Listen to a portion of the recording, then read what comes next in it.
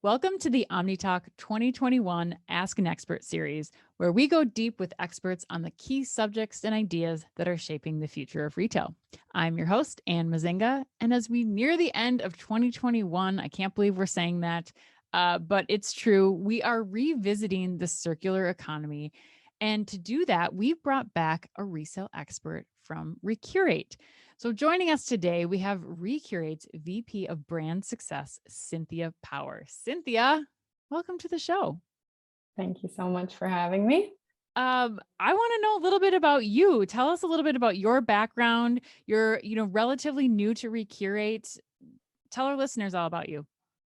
I'm brand spanking new to Recurate. I've been here for 3 months. Nice. My last job, or the last company I was at, I was there for 14 years. I was at Eileen Fisher, and I was running, for the last 6 years, I ran their take back and resale program, Renew, which was, and is very near and dear to my heart, and was a total unicorn job that I enjoyed with every fiber of my being. But I'm really excited to be here at Recurate in this kind of newer, future-looking area, and really working with brands on their, the success of their resale channels. Now, I want to call out something that you said earlier. The Eileen Fisher program that you were running, that started how many years ago? It started in 2009, so it's 12 years old. It was definitely like the pioneer in the space. Yes. So the OG of Resale is Eileen Fisher. Started like making this a concept that retailers and brands themselves could grasp. I mean, was there anybody else doing this in that apparel space at the time that program started, or was this still something that you were kind of trying to figure out for yourself? Patagonia started around in a similar time, and I don't think there was much conversation between the two programs, but I think that they were kind of both trying to figure themselves out on a similar time frame. But I would say for sure the Eileen Fisher Renew program was trying to figure everything out. They say like don't reinvent the wheel, but like if the wheel doesn't really exist, then you kind of have to invent the wheel. So just warehouses full of clothes needing to be sorted and cleaned, and trying to figure out distribution strategies and like customer behavior. And in my time there, I came on in 2015 into that role, and really going like, we started the website with Trove while I was there in 2017. And at the time it seemed kind of like a crazy proposition, but like everyone, you have to have a website. So like in that sense, it made total sense. Just like, how do you sell, like, as Andy Reuben at Trove calls them, snowflakes, it's just a very different proposition. So it's exciting to see how much has changed and how much has evolved in the last 6 years, and customer behavior too, and customer just sentiment. I feel like when I first started there, customers were kind of like, ew, youth clothing. And now It's like, they think it's great. There's like no resistance to it. It's just fantastic. So yeah, a lot happened. Yeah.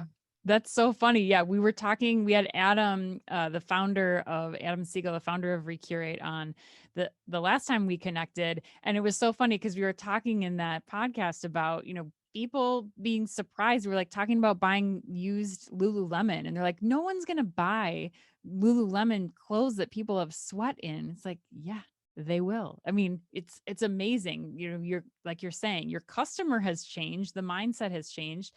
For those people who might not have heard that episode, can you give us a little bit of background on Recurate?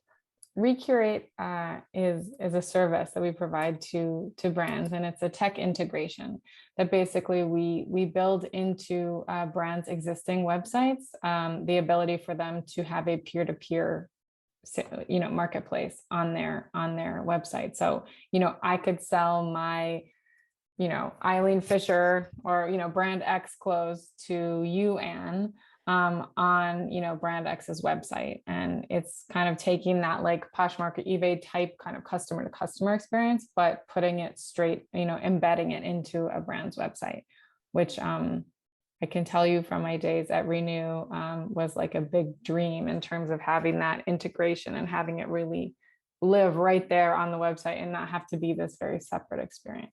Right. And gets at some of those significant issues like warehousing and trying to make an e-commerce experience out of the snowflakes like you talked about.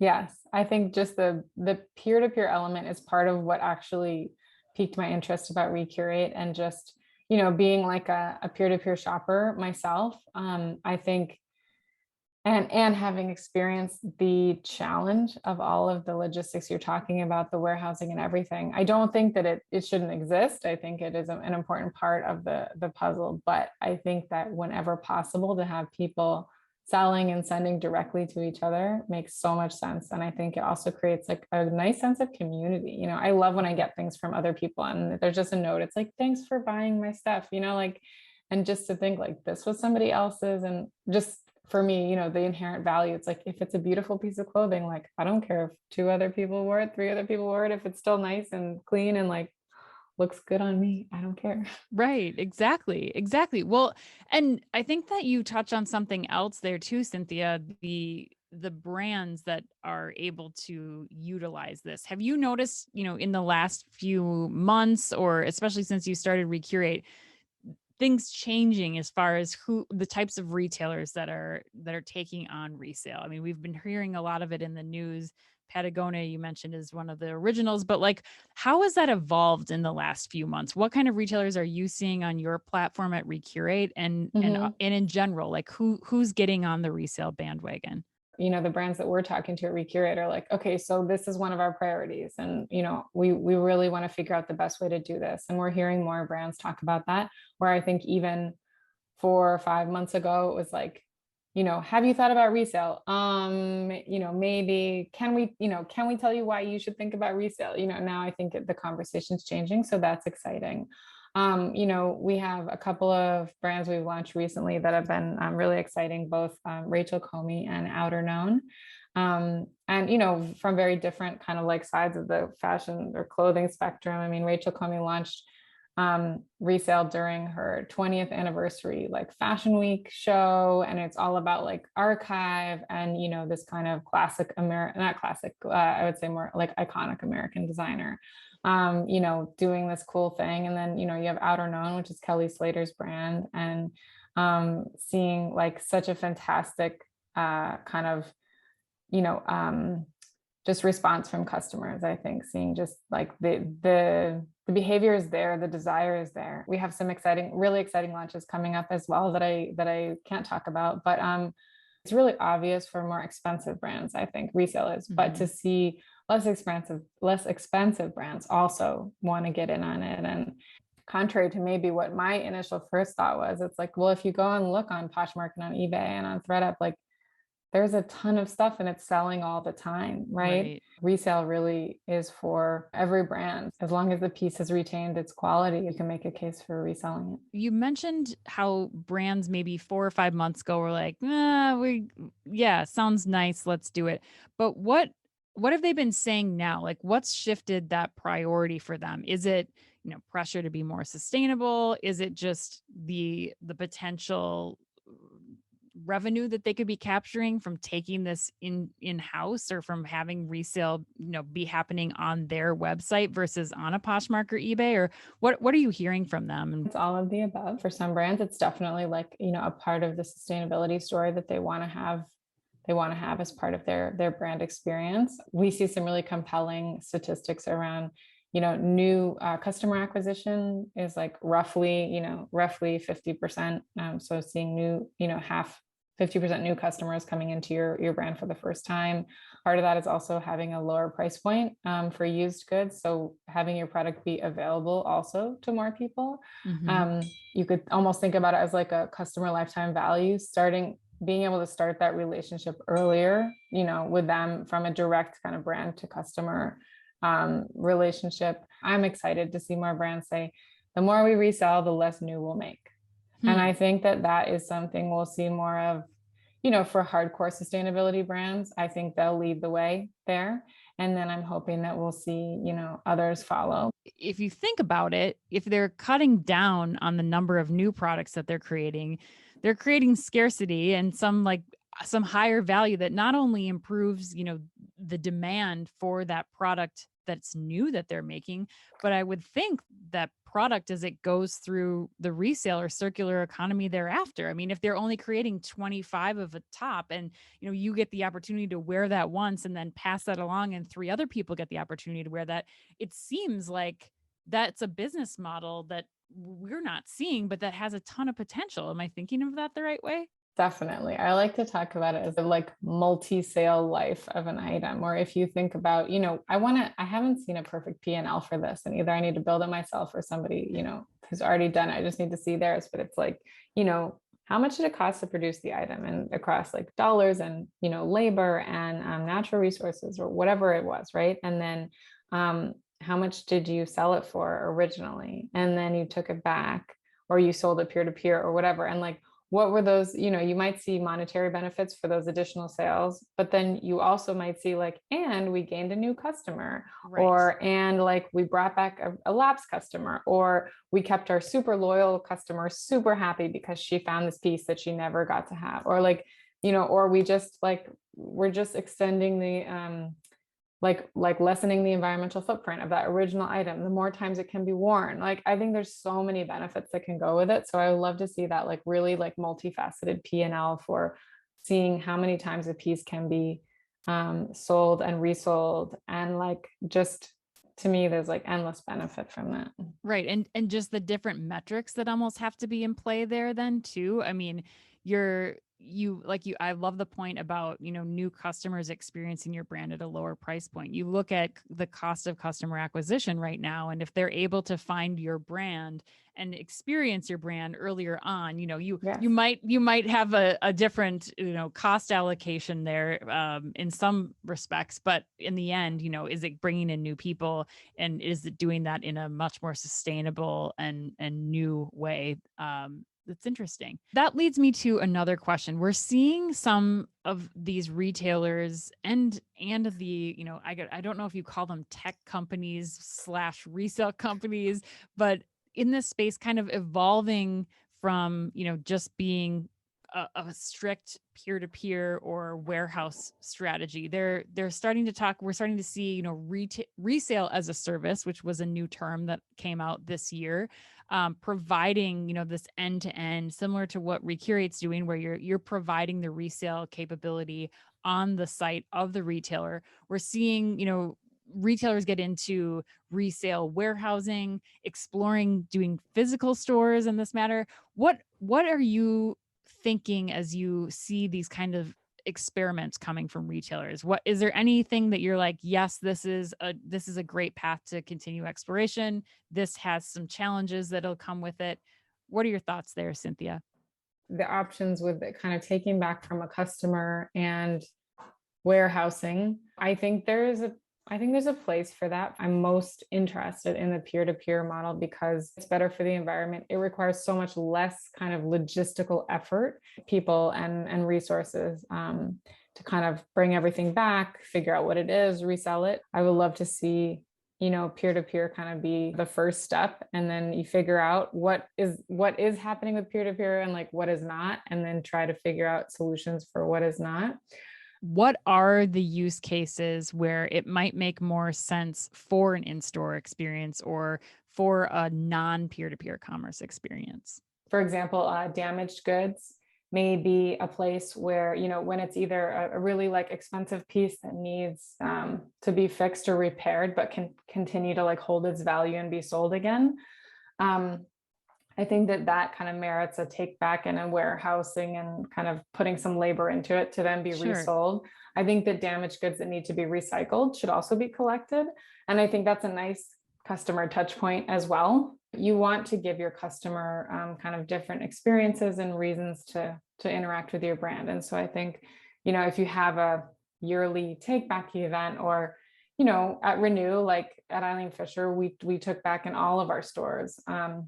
And it's always a good reason for customers to come in, Sure. which is, one of the reasons that everyone does marketing, is just to get people to walk into your store. We're seeing a big kind of transformation in customer behavior in terms of, or consumer behavior in terms of people being willing to sell their own product or their own stuff. There are some customers who will never want to do that. And hopefully, like I said, like a dwindling minority, but I think that they exist. And I think that would be another reason that like peer-to-peer is too difficult. They're never going to do that. So I think if they're never going to do that, then, give them an easy way to send it in or bring it in or whatever it is. Are there any other challenges you think that still exist for retailers and brands who are considering this? Any pushback that you're still getting to, fully embracing this? I know you said you're going to be announcing a few new partnerships later in the year, but what are you still hearing, if any, resistance? The fear of cannibalization is still real. Really Um, explain that a little bit. Usually senior leadership in brands can have some worry that their customers will start buying used and then will not buy new anymore. Okay. Given the option to buy used, they'll choose that over new. I haven't seen that play out in a way that's detrimental to a brand or to a company. And again, like, because I think the space is changing and it's all relatively new, like we don't have a lot of hardcore data on it either. Sure. But I think that, when this conversation comes up, I tell people that most importantly, people are buying your product used, whether or not they're buying it from you. Right. So if you're not selling it to them and they want, I think especially for fancy brands where maybe this is a bigger concern, it's the same type of brand that people are looking for on Poshmark and on eBay. And so if you can offer it to them in your branded space on your site and consider them a customer from that point forward, like there's no downside in that. You really have to acknowledge that as millennials and Gen X grow up and get older and have more buying power, that they will continue to see used as a hugely interesting option for their purchases. And Right. I think to me, it's just about quality. It's like, if you were to say you can buy this used and it's the same quality as this new thing, like I'll pick the used thing. I want to pay a little less for it too, if that's what matters to me, right? I just care that like the used thing was already produced and was already used and enjoyed by somebody, and that I'm going to, like, by using it and purchasing it, continue to kind of lessen its environmental footprint by extending its life. It's interesting, especially as we're studying Gen Z and Gen Alpha, I mean, and how they're making purchasing decisions. They are putting value up before price. So I think that's something important as retailers are thinking about that, this not only, this concept of resale not only hits on value, but it's also one of the ways that I think, retailers can also serve on price. So it's about the sustainability, lessening the footprint of the item, but then also, that's, you're kind of one and done here. Now you're able to provide this next generation who eventually will care more. I don't know who's funding all of their spending right now. My guess is they're still, having parents who are helping them pay for clothing items and things. But, as they get on their own, this is one area where you are able to do all of those things in one product. And Mhm. and that's not going to be the case with a lot of verticals. As we kind of close, I'd love to get your thoughts on kind of what the year ahead looks like. What should retailers and brands be thinking of as they're approaching 2022 and their retail strategy? What advice do you have for them? Figure out how you want to participate in the circular economy, in the resale economy, and reuse and recycling and upcycling and all of that. As what I'm doing at Recurate is really like working with brands to help them have the most successful resale program possible. So once they've launched, I'm sitting there with them and saying, okay, like, what's your strategy? What are your goals? And how can we work on that together? And right now I'm in like a deep phase of kind of testing and learning and trying to figure out, again, in this like area where there isn't so much data, right? Like, what do customers respond to and how do they want to participate and how do we make it easier for them and all of that. To tie it back, I would say, for brands to be thinking about that as well. Like, what are your customers already doing and how do you want them to participate with you in this? And how can you invite them in a way that feels, authentic and like fun for them, and kind of help build that community. A lot of arrows and signs for me are pointing towards, this is about building community and being in touch with people and in a time when, we are less face to face than ever, I do think getting that box from another person and knowing that it was theirs and now it's yours, and like there's something really meaningful in that, and I really enjoy it. It's like pen pals, but with clothing. Yeah, It's so yeah, exciting. I know there yeah. is something so thrilling about just getting that package or even sending that package to somebody else. Well, Cynthia Power, this has been wonderful. If people want to find you, they want to know more about Recurate, they have questions about resale, how do they get in contact with you? They can email me. My email is cynthia@recurate.com, or they can find me on LinkedIn, or they can go to recurate.com. Fantastic. Thank you so much. That was Cynthia Power, Recurate's VP of Brand Success. And to everybody listening out there, be careful out there.